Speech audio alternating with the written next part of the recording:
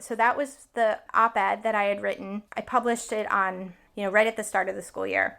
And then a couple of weeks went by, no big deal, nothing happened. And then one day I was tailed by a New York Post reporter and camera person. They basically just kind of ambushed me as I was walking up the steps of the building. And that's how it all began.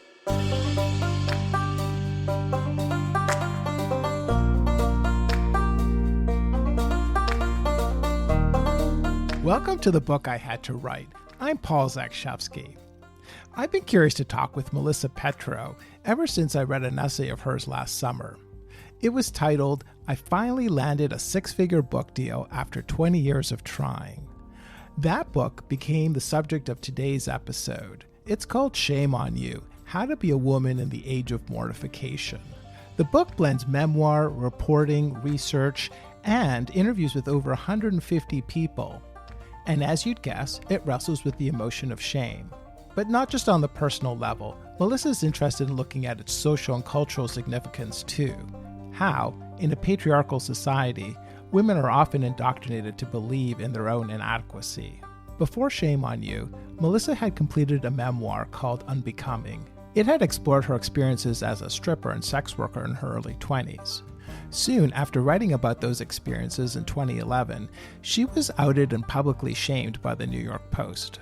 In today's conversation, we look at the journey between her two projects and the line between the confessional essays she and other young women were writing in the early 2010s and the hybrid memoirs that are selling today. Melissa Petro is a journalist whose work has appeared in the Washington Post, Cosmopolitan, Rolling Stone, The Guardian, and many other publications. She was a finalist for the Penn Fusion Emerging Writers Prize, and she holds an MFA in creative nonfiction from the New School. I hope you enjoy today's episode. So, Melissa, welcome to the podcast. I'm really excited for you to be here. Thank you so much for having me. I'm excited to be here too. So I thought we could start kind of like where I like to start interviews, which is just by asking you why Shame on You was a book that you had to write. Oh, I feel like everybody believes this about their book, but this book had to be written. I had to write this book. I have been working on this book in one way or another for literally over 20 years. When I didn't even start intending to be a writer, I just intended to tell, it started, I was an undergraduate at Antioch College, and I was a women's studies major or minor, whatever. And I was working on a research project, qualitative research on sex work. And I actually got that published in a couple places. It was, participant observational research. Was the only way I felt comfortable describing my own experiences then. And my partner at the time, and he's in this book, for a long time I didn't even tell him I was working in the sex industry as a stripper. I'd kept that a secret to my shame. And he outed me at one point, and that was a very, shameful experience. That's in the book. What's not in the book, and actually this is unfair of me, but he did, he really tried to make sense of that experience. And one way he was supportive in helping me to understand myself and what had happened was he gave me a gift certificate for a memoir writing workshop. And that's how I started writing this book. I was 20, maybe 23, 24 years old. I think in the book, the most I say is that we tried to work it out. We tried to, but we were both confused and ashamed. And ultimately I left that relationship. Oh, spoiler alert. And I'm actually in the second part of the interview, I'm going to come back and ask you about the whole journey of writing this book, because I have some specific questions about that. That's fine. So he gave me a gift certificate to a memoir writing workshop at Gotham Writers Workshop in New York City. I was not a writer, no intentions of becoming a writer, but I began to tell this story. And I had a really supportive instructor named Marie, and she just wrote something really gentle, that the kind of feedback you'd give a new writer, this is lovely, keep going. And I really took it to heart. And I really then became a writer in my imagination. I had this idea that I was going to write a memoir. And for the next 20 something years, I wrote, edited, revised, rewrote, pursued agents, went to the New School for Creative Nonfiction. And I really was determined to write and publish a memoir. And only recently did it become the project it is. Obviously, it's right in the title. This book is a really deep dive into the emotion of shame. So I thought before we kind of get too far into other questions, can you explain what shame is and how it's different from, say, guilt or embarrassment or other emotions that sometimes get confused for it? Absolutely. So even continuing that story, I finally got an agent after a long time, Laura Mazer. She read my query. She was like, "Oh, this is great. Let's talk." We talked on the phone, and during that call, she was like, "Oh, I don't represent memoir." But I think this could be something else. What could it be about? So, you just have to almost, and she didn't say it this way, but in my brain, I heard, you just got to Trojan horse your memoir through by putting it in something else. It has to be about something else. And this is what I explain to my students, a work of nonfiction or essay, as opposed to a memoir, is about a subject outside the writer's experience or beyond the writer's experience. So we looked for years. I can't underestimate the amount of labor, unpaid labor, Laura dedicated to this project, because we could not figure out what my story was about. I should say I couldn't figure it out. Maybe kind of the way a fish doesn't know they're wet. I was still so affected by the experience. And at one point, I think Laura suggested, "Oh, maybe this is about shame." Oh, no, it's something else. And I kept looking for another year or so. And then finally, it really did strike me that this is a book about shame. So shame is a feeling of inherent wrongness or worthlessness.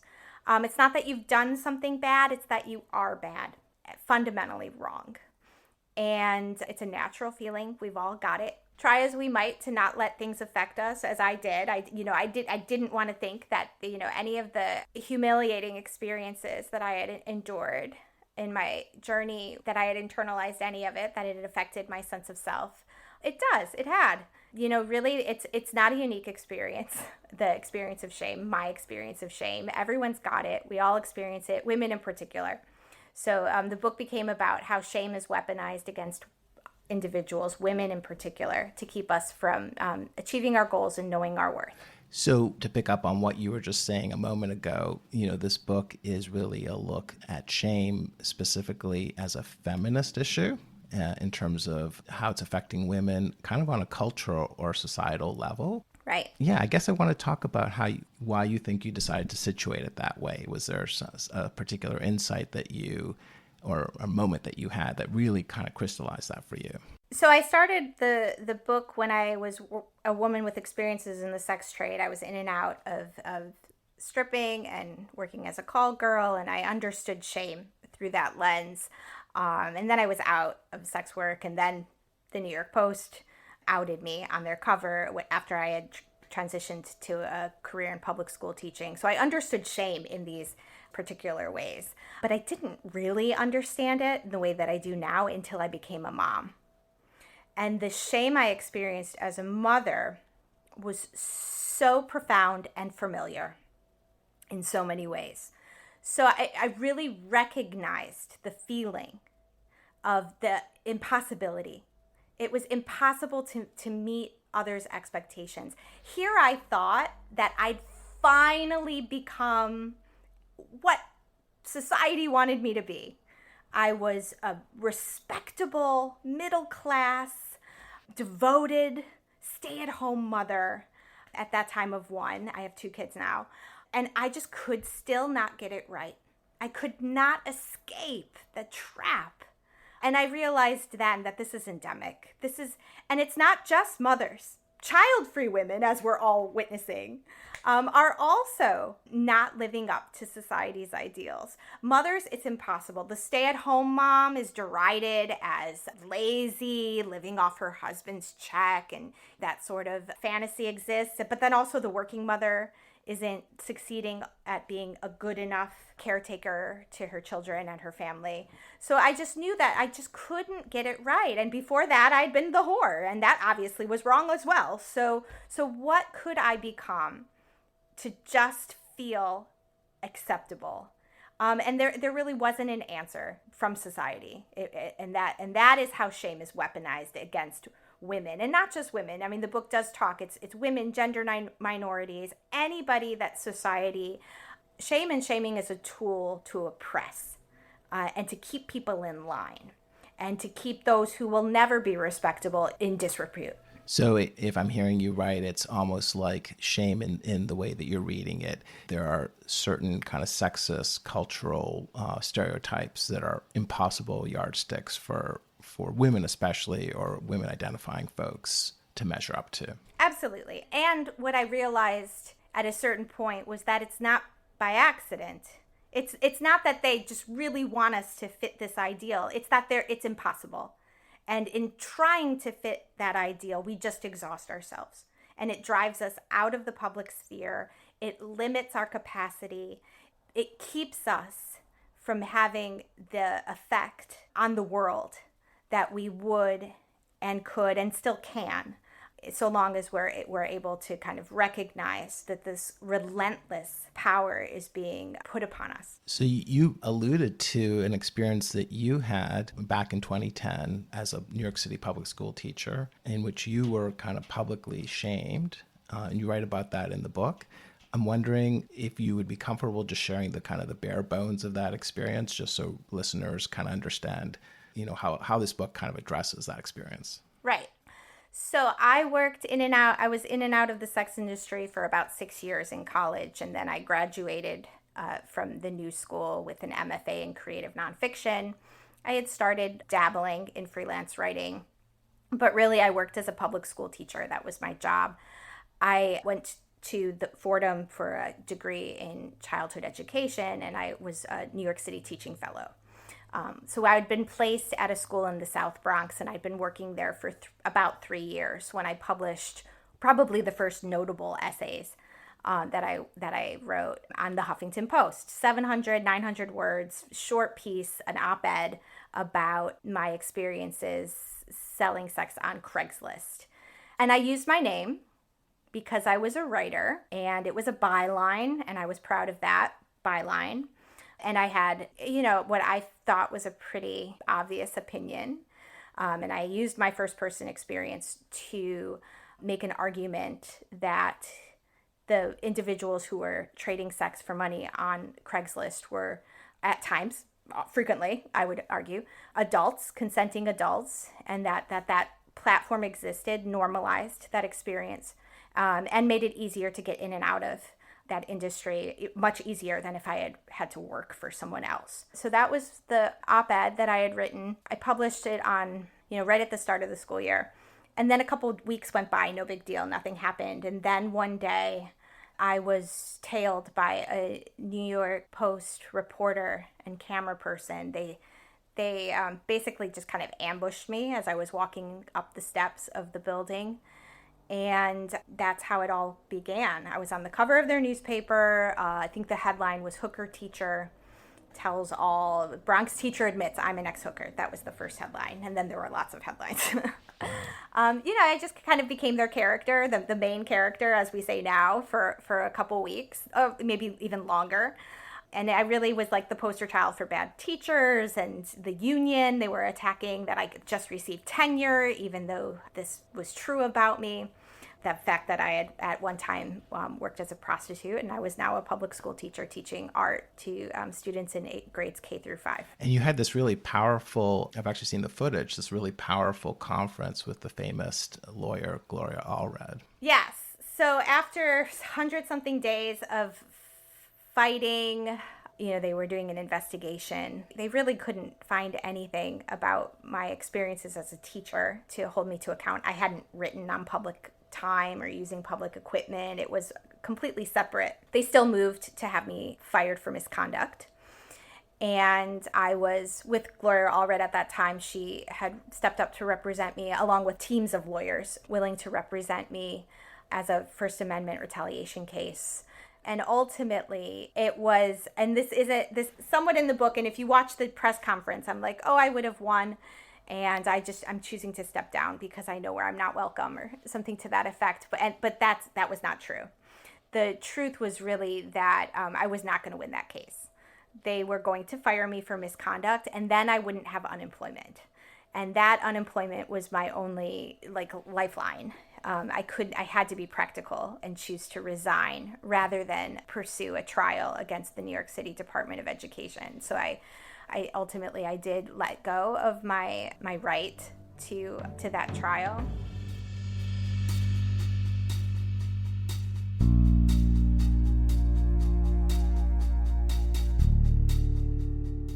This is just occurring to me, right now as I hear you talk, but it's coming up because, also of what I read in your book. But, I can't help but think that this case would be litigated so differently in every sense today, kind of in the wake of Me Too, and the way that we've kind of had these, I don't want to use the word revisionist, but these new ways of looking at these old cases, whether it's Brittany or Monica or whatever.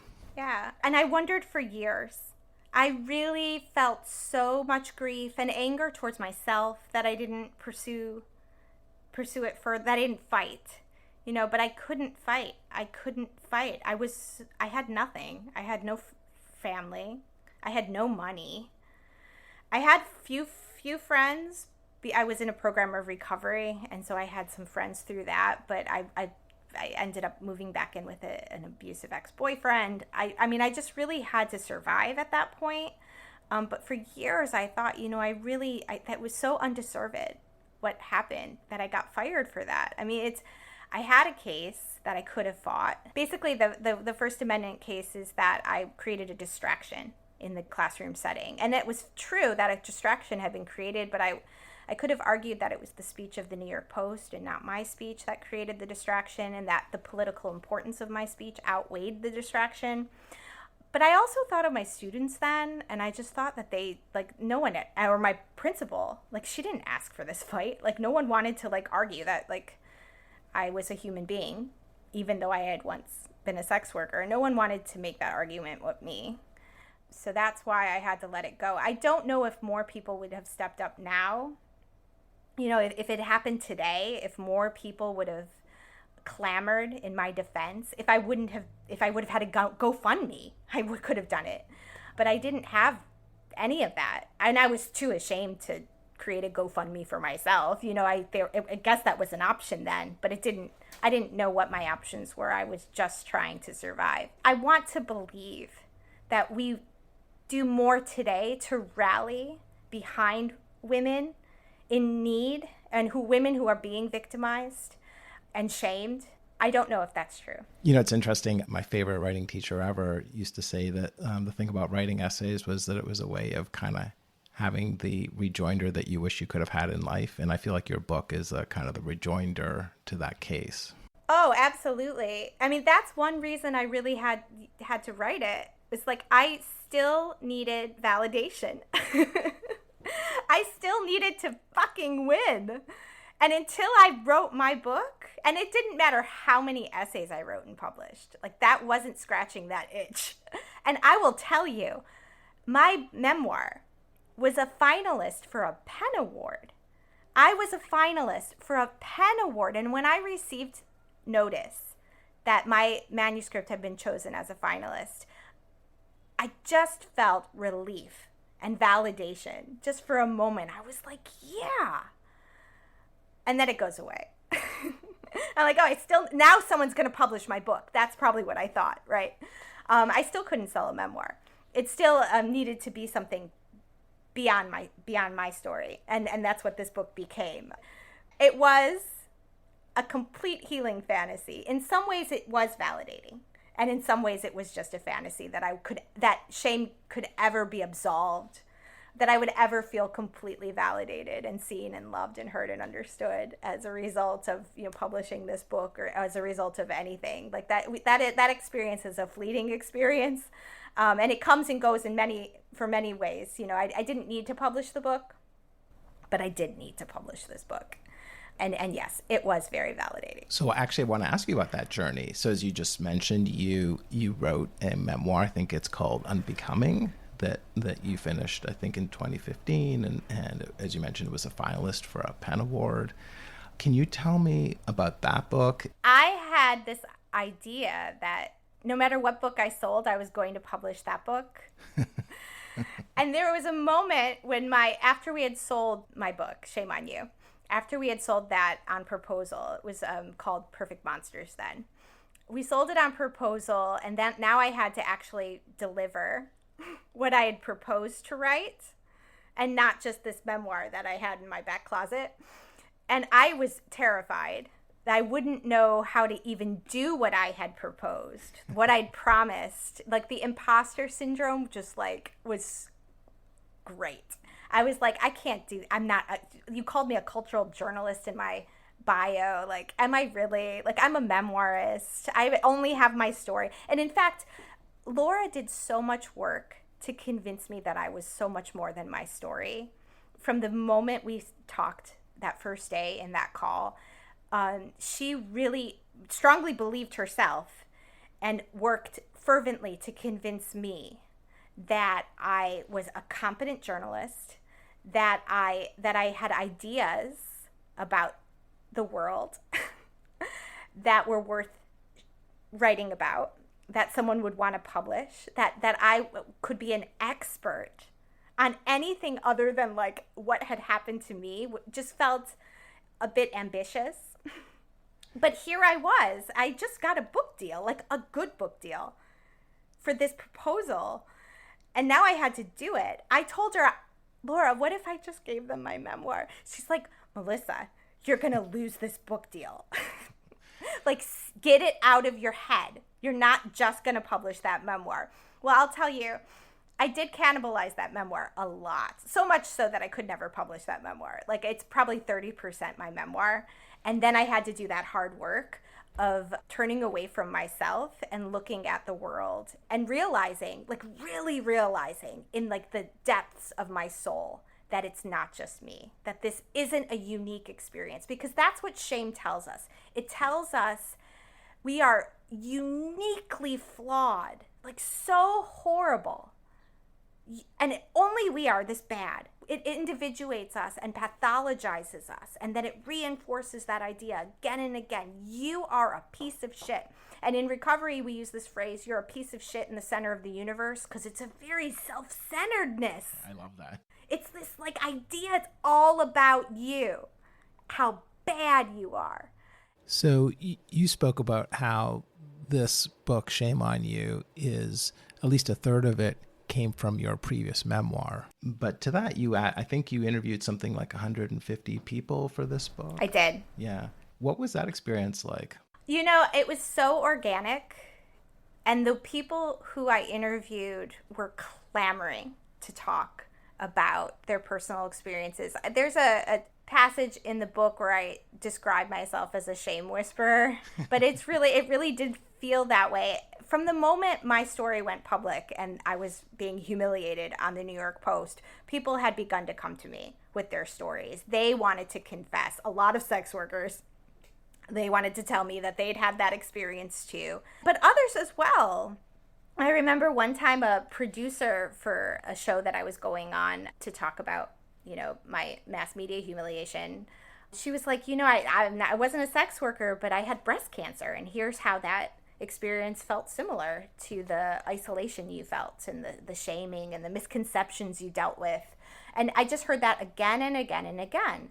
So, you know, I had a lot of fear that am I a journalist? Can I do it? But like, I think that there's, you know, culturally, we've really got this blending between like objective and subjective journalism, news, hard news, and essays. And I embraced the subjectivity, and that's actually feminist methodologies. Like we always knew that objectivity was something made up by bullshit, white men. So once I was liberated from that impossible expectation that I would be objective, I was going to find sources and do it in a kind of, you know, way that would pass some sort of, then I could just have these like really honest, intimate conversations with people I already loved and knew, and others who I didn't know so well, but they were Facebook friends, or they'd responded on Twitter, and we were social media acquaintances.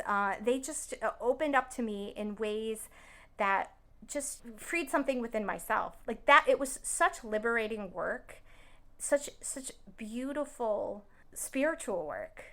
And honestly, like, I'm so grateful that they pushed my memoir in this direction, because without it, I wouldn't have truly known what I came to believe by the end of all that work. Which was?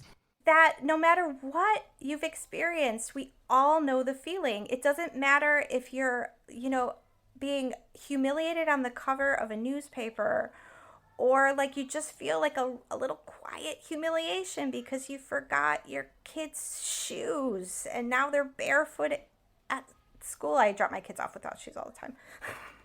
And I always feel a little, that little feeling. It's the same feeling. And oftentimes it's so needless. It's so unnecessary. And there's so many reasons I'm dropping my kids off without shoes that have nothing to do with my competence, because I'm an exceptionally competent woman and mother in a system that just does not serve me. And I think that's something that, from my experience, a lot of women, a lot of moms feel. Right. And not just moms. We're killing it. Like we are doing such amazing work. Just as human beings, like adulting is hard is an idea that became popular. It's fucking true. Like this life, we've just survived trauma, COVID. We have like access to more information than our brains can handle. We're doing our best, even when it's our worst. And shame doesn't do anything to make us better. It does not make us work harder. It doesn't make us correct our behavior. Shame just suppresses us, puts us down, and keeps us from rising up and embodying our ideals and really closing that gap between our lived values and our desired values.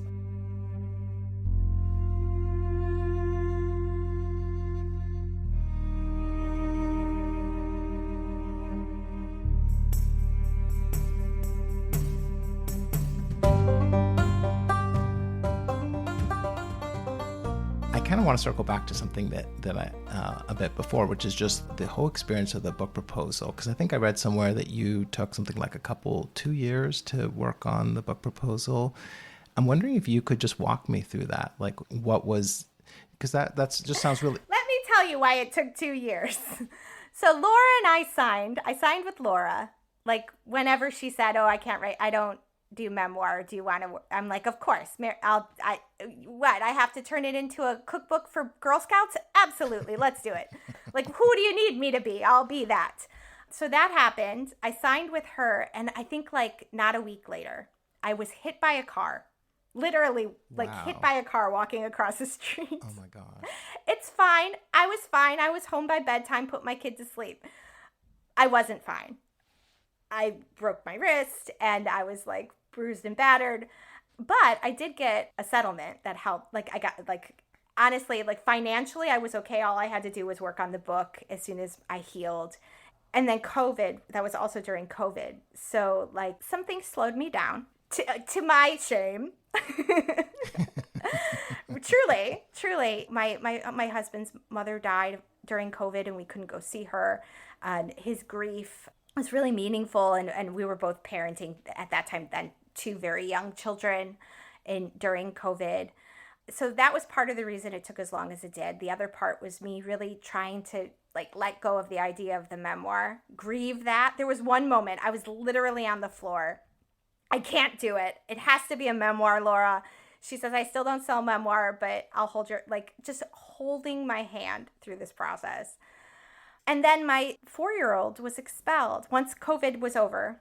And they all went back into the classroom. The kids got to go back to school. This was my first time my kid was going to school. He was 3 at the time. He started expressing behaviors that the teachers found concerning. And then within 4 months, he was expelled. And he's never been back into a public school. They've never offered him a placement. We had to parentally place him in a private school and seek reimbursement because every child is entitled to a free and appropriate public education. But my child's, who is classified with a disability, they're unable to accommodate him. And that was a really exhausting experience. I had to homeschool him for 8 months.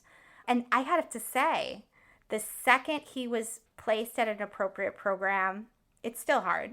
It's still a struggle, but I got my book proposal out finally. I guess I also want to follow up with you about something else, which it's called, I guess, the confessional essay boom of the 2010s. And I know you are someone who, as you mentioned, were someone who participated in that. I actually wrote about it for my Substack recently because it felt like there were some Emily Gould and some other folks I felt like were reviving that this year. And we were chomping for it, right? And then it kind of went away, unfortunately. It went away, and there's like glimmers of it. I guess I wanted to ask, what is it you think how, even though it got written off by folks like Gia Torrentino, what do you think it did for women? I'm not sure Gia wrote it off. She wrote about people writing it off. I'm not sure she shared those views. I don't know. But what did the golden age of oversharing do for us? Exactly. It really gave us permission to tell our stories, no matter how seemingly unimportant or discounted in the past. You could really write anything and find a place to share it publicly. And this was before, social media existed, but it wasn't the platform that this was happening on as much. And there was something about these essays being published on public platforms rather than just shared personally. There was a legitimizing and then a desire to delegitimize that story being told because it had earned a platform. It had earned a platform. It was being published. And some of those stories were incredibly profound. We talked about complicated sexual experiences, including assault and other forms of sexual violence. We talked about just the grief we experienced as mothers. People started to share honestly whatever their experience. Sex workers wrote about those experiences as a way of destigmatizing the experience. And then there was a lot of backlash, and we endured that. And we also wrote about stupid shit too. It kind of all existed in the same plane. And I think that really gave people permission to just be a little bit more loose in what we were willing to share. I think in my book, I quote a writer who described it, who said our collective threshold for oversharing became higher. And I believe that's true, especially those of us participating in it, those of us publishing. I once heard it described as, you come out of a closet and then you're out, and you can breathe a little bit. The air's a bit fresher. You're a little more comfortable, but you find yourself in a new closet. So then you come out of that one, and life is just a series of closets you're coming out of again and again. It's interesting because then at one point in the book, I think you say something like, for a while there, it really felt as if shamelessness had become the ultimate girl boss act, but that bravado could only take us so far. Well, then there's that as well. So I think when we share these stories, it's still a bit of a performance on the page, right? Because that's the artifice of writing. You're structuring it, you're organizing it. There's a style, there's a voice. That voice may or may not be authentic. I'm using scare quotes. We start to notice what we're doing. So it begins to become performative rather than maybe how it felt the first time. And certainly around in my 20s when I was in college and throughout, and even now, there's almost a demand that we experience it bravely, but not just bravely, without shame. I'm going to share this and I'm going to feel nothing, no matter how much backlash I have to endure. I don't care. But actually, we do care very deeply. It's hardwired into us to feel affected by backlash, and people shaming us will have an effect. So it was this sort of dance where we would share it, and we may or may not, our emotional experience. And for me, I was writing because I needed the money So in some sense, it was a lot like sex work again, where it didn't matter whether I wanted to tell this story or not. Someone wanted to pay me for it. So it was just a question of, how much are you going to pay me? When do you need the draft by? And actually that I didn't have to pretend any sort of feeling as it, I wasn't doing it just to confess. But, we share, like sex, we share stories for all sorts of reasons. We do it for lots of reasons. One reason is money. One reason is, to feel loved. I don't know. We do it for all sorts of reasons, and those feelings are complicated. Yeah, it's funny because what I was thinking a lot about as I was reading this part of the book, like you, I also have a lot of experience in the 12-step world. And I always thought that was something that was really genius about the 12-step world, and I guess it goes back to the original, granddaddy program AA, is this idea that it really takes another addict to be able to walk alongside you, to truly understand your story, and that is a very kind of healing process. Does that resonate for you? Absolutely. And that's why we shared our stories, really. Because no matter the backlash, there was always one or two messages from someone else thanking you for sharing that story, for saying that they could relate, it had happened to them too. Or you'd see it, like it'd end up in your feed on Facebook because it was, aggregated to Yahoo, and there'd be comments. That's such a wonderful experience, because then it really isn't about you at all. Like, you didn't even share it. It's not your friends just like placating you. It's complete strangers, not even for your benefit, talking about your ideas. And it really is about the idea and not you. And the experience is something a human experience, not an individual experience. Exactly. Yeah. Well, and it's also an opportunity to practice. I mean, the thing about shame is it strips you from the ability to be vulnerable. And I feel like that experience kind of puts you back in a place where you can be vulnerable. And that allows other people to be vulnerable, like to your experience of going on a TV show and having that woman share her experience about breast cancer, for example. Absolutely. And it helps you walk the earth in this way, knowing that it gives other people permission to just feel a little bit more at ease in their truth, whether they are willing to share it publicly or not. I think what we all desire so deeply is to just feel at ease in our truth, and, at ease with who we are, how we live. We just want to be okay and reassured that we're okay. I was a volunteer in a nursing home in high school for a while, and there was this little old lady who'd shout out, "Am I okay?" And we'd go, "Rose, you're all right." But isn't there a voice inside of all of us all of the time? Am I okay? Is everything all right? Am I all right? Am I all right? Reassure me. Isn't it wonderful when that voice is reassured? And to be able to offer that to someone, to say, "Hey, here's my thing. You have a thing, and I see you, and you're all right." It's huge. It's wonderful. That makes me feel. So the second I see someone else's thing and I'm like, "Oh, you're all right. If you got that thing and you're all right," then I'm like, I got my thing and I'm all right. Melissa, I loved your book, and I'm so thankful for you to make the time today, and I really appreciate you being on the show. Thank you so much for having me.